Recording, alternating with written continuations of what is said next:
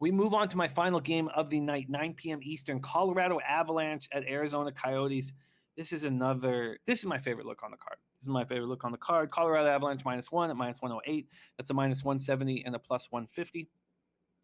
The Coyotes 9-7-3, 6-4-3 at home. They're playing well. We're in Glendale, Arizona.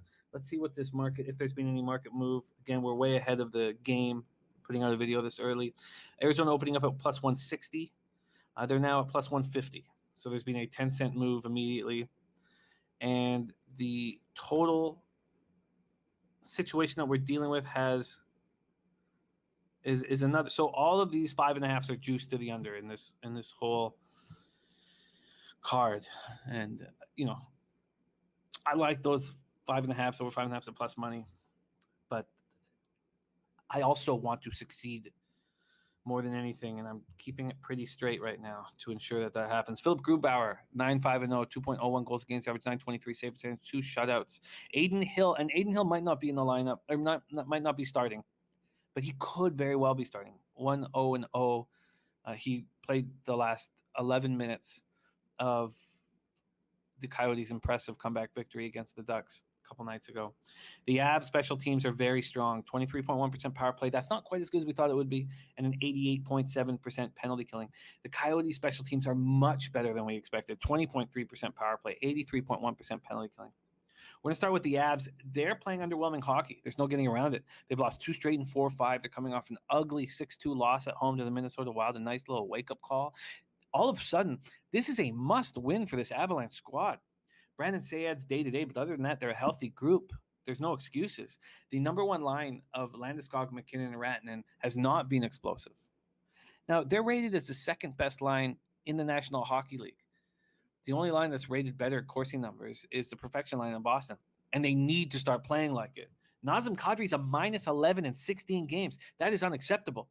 I know he's often matched up against the opponent's best line, but a -11 in 16 games, he knows that's unacceptable. They've moved Matt Calvert from the third line to the second line to play with Kadri and Donskoy. They've moved Andrei Burakovsky to the third line to try and spark JT Compher and Valerie Nichushkin, who've been doing next to nothing all year long. They've been bad. And Nichushkin, God, I remember when he came into the league, I believe he was a 10th overall pick by the Dallas Stars. I was drooling over this kid's talent. I thought, man, he's going to play on the line with Ben and Seguin. He's going to go off. And I picked him in a hockey pool, much to my chagrin. Guy's a bum, a waste of talent. The third line of Burakovsky, Compher, and Nichushkin is rated as the third best third line in the NHL by Corsi ratings. Let's see it on the ice. This is an early must-win for the Avs. If I look a little upset or intense about this game, it's because I've got futures on these Avalanche. They better step up. The Coyotes are coming off back-to-back wild comeback victories over the Ducks at home. I mentioned how they lost Darcy Kemper to an injury with 11 minutes left in the game. Tocchet says it looks like he escaped injury, taken out as a precaution. I don't expect him to start. Now, Antti Ranta has been hurt most of the season. He may be able to return on Friday.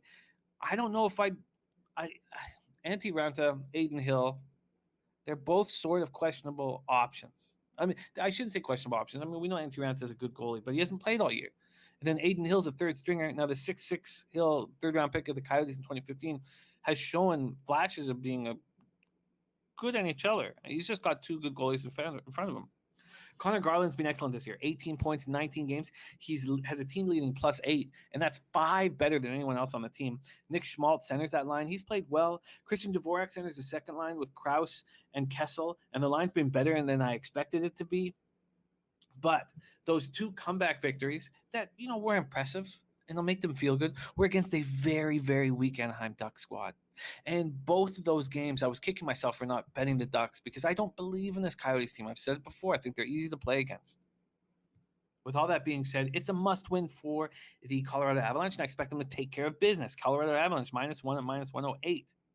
I probably also like the Avalanche early, but I don't like juiced first periods, and that's what I would get. So I'm not going to take it. And then I don't like a -1/2 in the first period. I don't like betting those.